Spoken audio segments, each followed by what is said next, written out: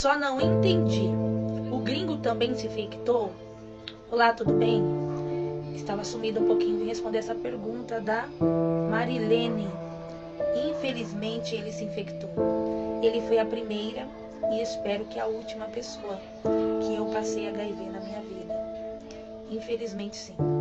Eu vim contar um pouco da história minha e do gringo, para as pessoas que não sabem o que falam aqui na rede social e as pessoas que estão curiosas para saber.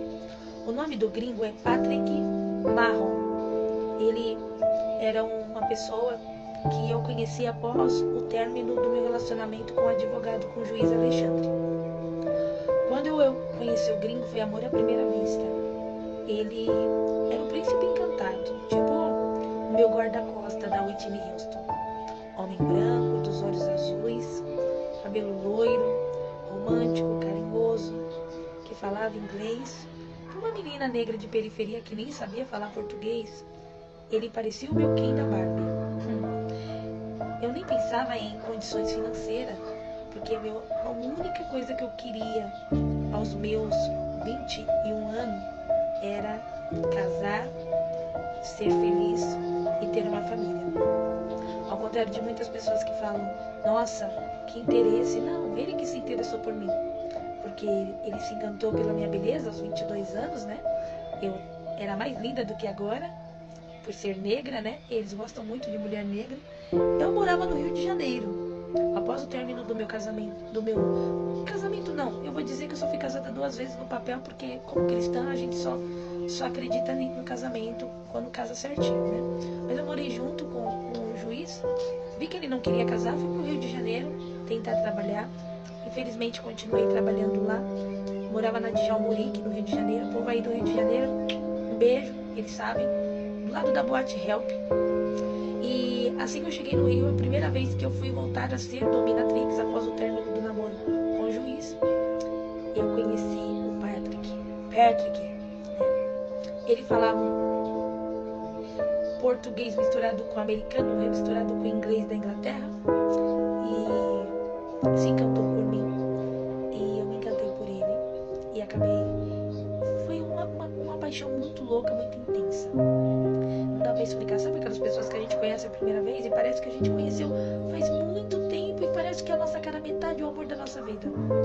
E ele se encantou comigo, ali ele me chamou, ele falou assim pra mim, foi a primeira pessoa que eu fiz sair, ele falou assim pra mim, não quero você fazer programa de dominatrix, eu quero ser o homem da sua vida.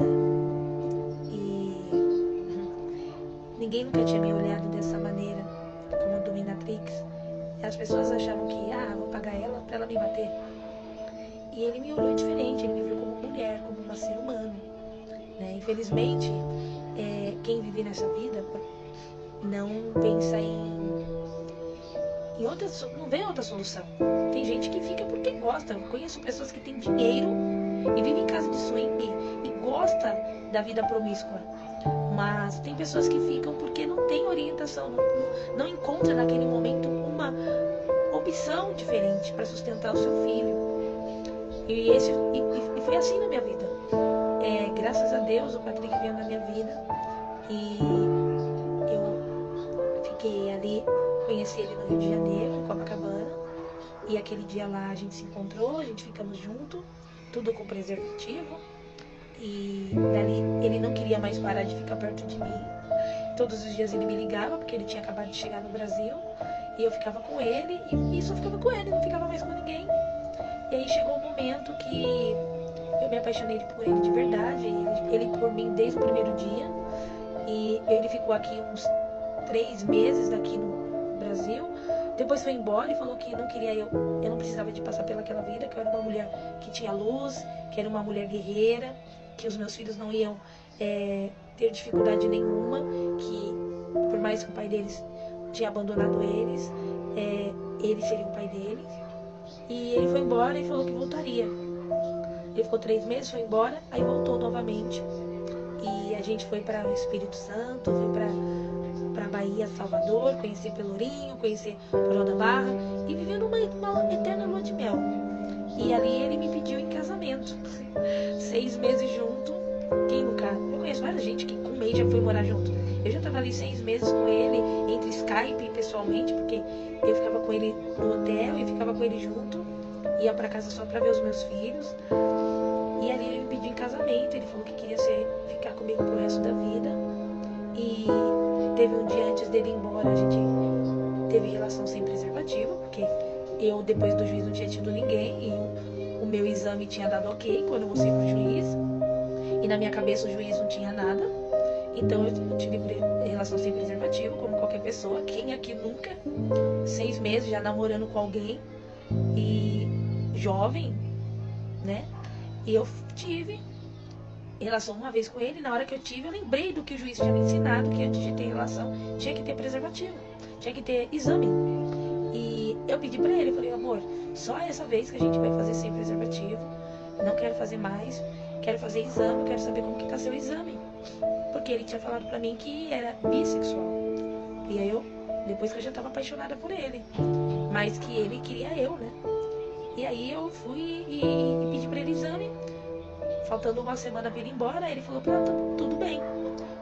Eu vou mandar a passagem pra você ir pra Inglaterra conhecer minha família, porque lá eu quero te pedir em casamento, quero que você mora comigo. E quando você chegar lá na Inglaterra, eu vou fazer o exame. Aí eu falei pra ele, tá bom, e eu vou aproveitar e eu vou levar meu exame pra você também. Porque meu último relacionamento eu fiz, deu negativo, mas eu vou te levar um novo pra você ver que eu sou uma pessoa que me cuido.